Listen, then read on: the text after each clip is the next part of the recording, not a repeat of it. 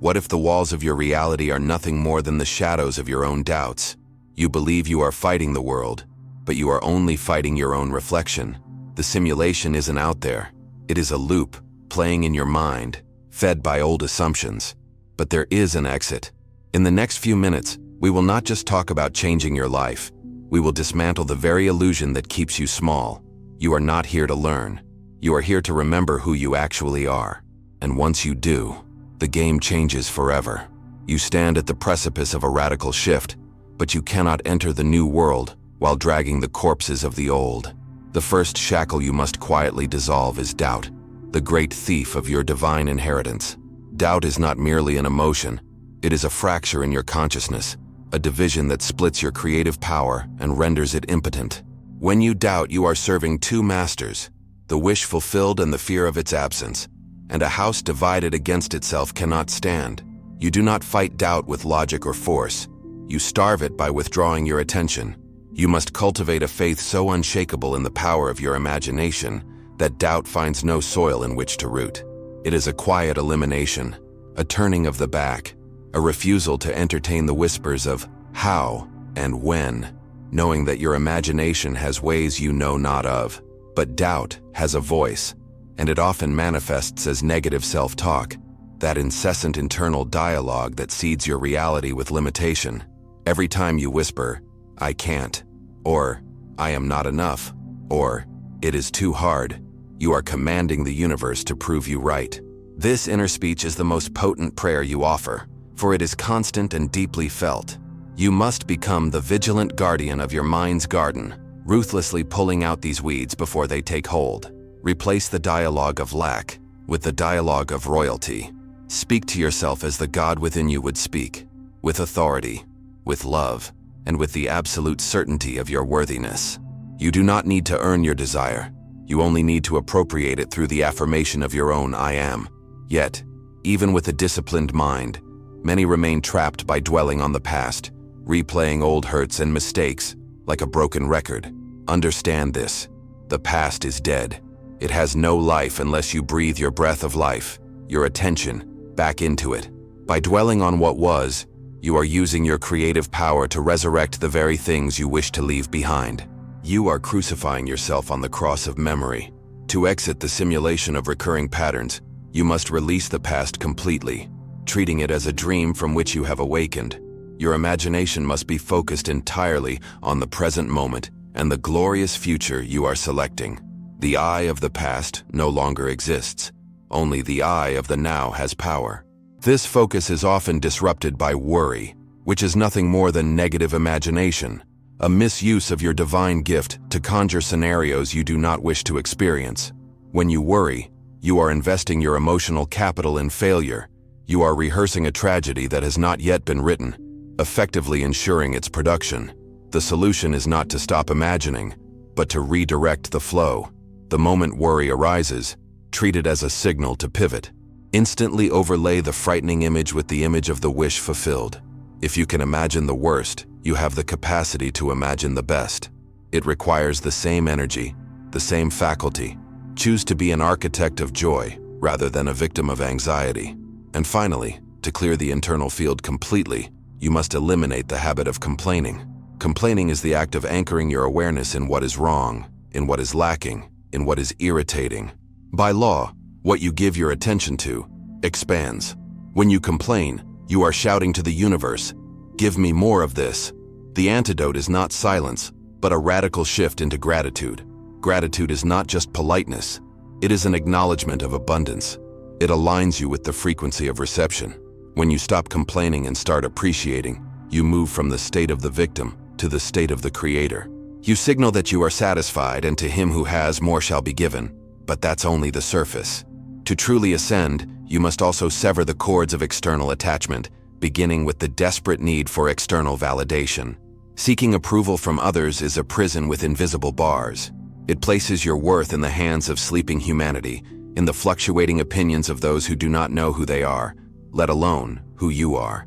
You must realize that you are already complete. You are the operant power. When you seek validation outside, you are denying the God within. Become your own source. Approve of yourself.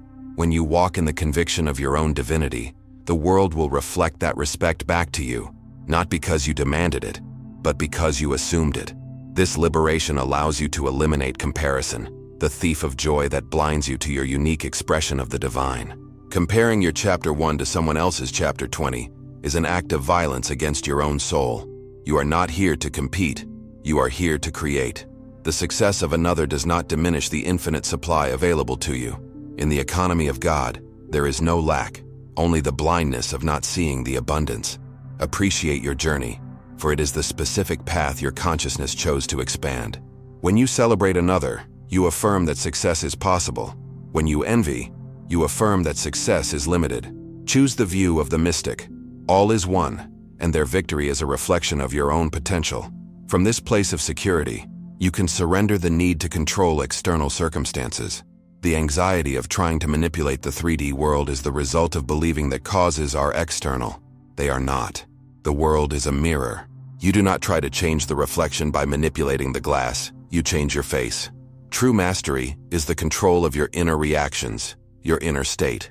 When you master the inner movements of your mind, the outer world has no choice but to reshape itself to match your new arrangement. Stop fighting the shadows and turn to the light that casts them. This brings us to the core illusion, the belief in scarcity and limitations. These are mental constructs derived from the limitations of the physical body and the sensory world. But you are not a physical body. You are all imagination, and in the realm of spirit, there is no ceiling. There is only infinite potential waiting to be claimed. Scarcity is a lie you have told yourself to feel safe in smallness. You must cultivate an abundance mindset that sees resources as they truly are, limitless energy responding to your command. The cattle on 1,000 hills are yours the moment you dare to appropriate the feeling of ownership, and beneath it all lies the deepest root to be severed, the belief in separation, the idea that you are separate from your desire, separate from others, or separate from the divine is the great slumber. The teaching of the ages is oneness. We are all expressions of the same one consciousness, the same I am, pushed out into different masks. When you hurt another, you hurt yourself.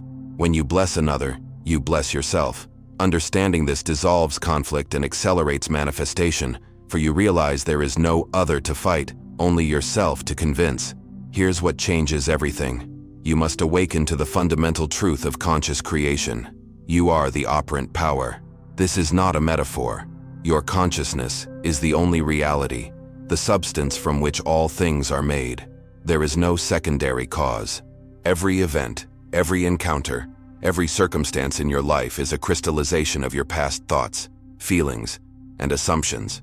To accept this is to take total responsibility, which is the ultimate freedom. You are not a cork bobbing in the ocean of fate. You are the ocean itself. The power to change your life lies not in time or effort, but in the recognition of your own causative nature. This power is directed by the law of assumption. The outer world is dead. It creates nothing. It is merely a complex feedback mechanism, a mirror reflecting your inner state. To change the reflection, you must change the assumption.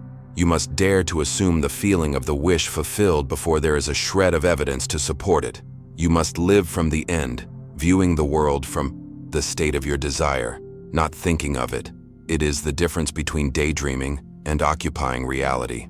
When the inner assumption is fixed, the outer world must rearrange itself to prove you right.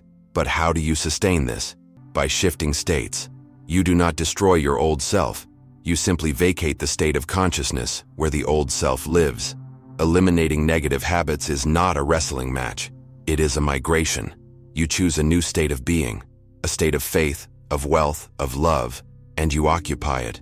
You return to it again and again until it becomes your natural dwelling place. The old state, starved of your attention, withers and dies. You are the traveler passing through infinite states. Do not make your home in a state of suffering. Now go deeper. You are now navigating the final stretch of manifestation. This is not a measure of linear time or physical distance. It is a psychological shift, the critical moment where you bridge the gap between desire and realization through the intensity of your faith. The final stretch is when the night is darkest, when the 3D world seems to scream the opposite of your wish. This is the test of the mystic. You must remain loyal to your unseen reality. It is a shift in perception where you decide that your imagination is the real fact, and the physical world is the illusion catching up. In this phase, you must practice the art of ignoring sensory evidence. Your senses are evolutionary tools for survival, not for creation. They report what is, not what can be. If you listen to your senses, you will remain trapped in the cycle of the past. You must persist in the feeling of the wish fulfilled, even when your bank account is empty, even when the diagnosis is bad, even when the relationship is broken. This faith is not blind hope. It is the evidence of things not seen, the substantial reality that exists in the fourth dimension, waiting for your consistent recognition to harden into fact. You are tuning the frequency of your being. Just as a radio tuner must be precise to catch a clear signal, your consciousness must be tuned to the frequency of your desire. You cannot want wealth, frequency A, while feeling poor, frequency B. The static you feel is the dissonance between your desire and your dominant feeling. You must adjust your dial, your mood, your inner speech, your reaction to life, until you hear the clear tone of satisfaction. Once tuned, you do not touch the dial. You stay there, regardless of the static outside. From this alignment comes the paradox of action. Inspired action versus forced effort. When you truly live from the end, the frantic hustle dissolves. You do not need to force doors open. They unlock as you approach. Action becomes a joyful expression of your state, not a desperate attempt to make something happen. You move because you are inspired, because it feels natural, because you are merely acting out the script you have already written in your imagination. The hustle is the sign of the doubter. The flow is the signature of the master. The climax of this journey brings you to the realm of wealth consciousness. To become wealthy in the 3D, you must first become wealthy in imagination. Money is not paper. It is the externalized energy of a state of mind. You must feel the security, the relief, and the confidence of wealth before the first coin drops into your hand. You must walk down the street and feel the unseen millions in your pocket. You must dwell in the state of opulence until your mind accepts it as the only truth. To do this, you must revise your relationship with money. Eliminate the guilt, the fear, the judgment that says money is evil or scarce. Money is a neutral tool, a beautiful servant that amplifies who you are. Speak of it with the poise of a friend. See it circulating, growing, serving. If you fear it or hoard it from a place of lack, you repel it. You must relax into the knowing that abundance is your birthright, inseparable from the I am that you are. Finally, you must act as if. This is the great secret of identity. You must internally behave, decide, and react as the person you wish to become. Make decisions from the perspective of your future self. Would the wealthy version of you worry about this bill? No. Then do not worry. Would the successful version of you feel inferior? No. Then stand tall. You do not manifest what you want. You manifest what you are. Therefore, be the millionaire, be the lover, be the healer, here, now, in the silence of your soul. And as you are, so shall you appear. The simulation only holds you if you agree to its terms. But now, you have seen the exit. You are no longer the victim of your history. You are the architect of your future. The question is no longer, is it possible? The question is, who do you dare to be right now? Leave your answer in the comments. Declare your new state. Subscribe and turn on notifications, because the old you is gone. And if you are ready to speed up this awakening, click the next video. Your new life is waiting.